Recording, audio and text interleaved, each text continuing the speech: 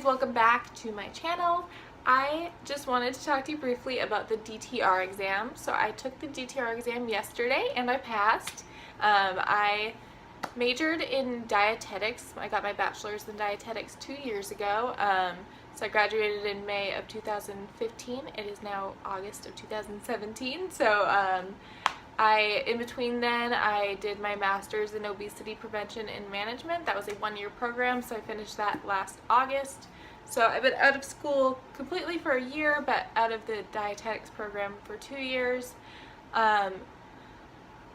I wasn't sure how I was going to do on this since it's been a while since I took the exam, and I was procrastinating on taking it for a while, and what I ended up doing is if you've been watching this series that I'm doing now, I'm in the SLAP 45 Days 2 challenge, and I set some goals for myself to finish my women's fitness certification, my senior fitness certification, and to take the DTR exam within the 45-day challenge, and I have completed all of those now, but with having done all of those, it kind of was a push to have to study for all 3 of those, and there was a timeline for the other ones as well. So I actually didn't really study for the DTR exam.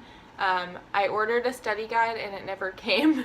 So I looked up a free study guide online in the meantime. If you look it up, I think it's under like free study buddy, or just look up free DTR study guide. There's just one that I found.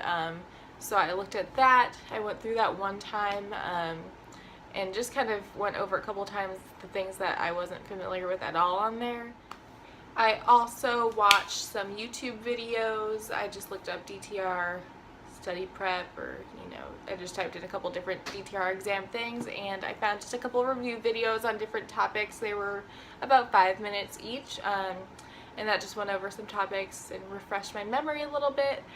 But other than that, I really did not study other than just that one study guide and looking up the YouTube videos. There was a couple practice exams that were only like 10 to 15 questions. The actual DTR exam, there's 80 questions that count, and then they have like, I think anywhere between 20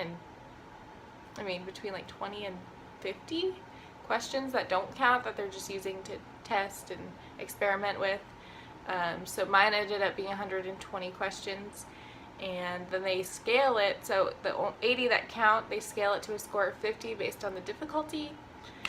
So I did barely pass with a 27 out of 50. You need to get a 25 to pass. So I'm not really embarrassed about my score because I did put a lot of effort into studying. I kind of, by the end, figured I would just take it, and I think the test was $120, so I figured, if I didn't do well, I could just retake it. Not that that's like a good way to go into it, but yeah, I just basically wanted to make this video for anyone who is taking this after they've graduated and are concerned about it. I definitely don't recommend what I did, like just not studying, but the study guides, like if you order them online, they all seem to take a really long time.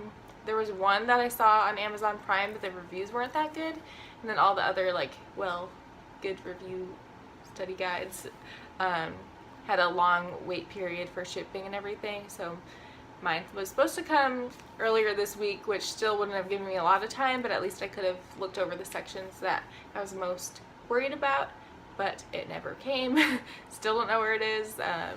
That I ordered from Barnes & Noble, and it was through like an outside seller, and it says it shipped, but they never included the tracking number, and we tried to email them and haven't heard from them. So I don't know what happened with that, but moral of that story is, if you are going to order a study guide, please order that much more in advance than like a week or 2 before the exam. I actually tried to go to Barnes & Noble to buy a study guide, but they didn't have any in the actual store. So just, buy one as soon as you can. They're like $35 to $50, I think. And I believe they have like practice exams and stuff in there, so that would have been helpful, but what can you do? I might do a video later about, the DTR and RD and why I haven't like why it took me this long to do the DTR exam and what my future plans are. If you guys care or are interested, just let me know and I can do a video like that. Tomorrow is the last day of SLAP 45 days 2, and I'm gonna do one more video for this series tomorrow and just talk about my results and my goals and the return to Olympia as well, and talk about my plans for my show. And then I'm going to start a new series, which is I'm 12 weeks out from my first bikini show, so I'm going to do a whole prep series, so ending the SLAP to Olympia series and going into a new series. Don't know what the name is yet, but if you are interested in that journey, then make sure you subscribe, and if you found this video helpful at all, just give it a like, and I will see you guys in tomorrow's video.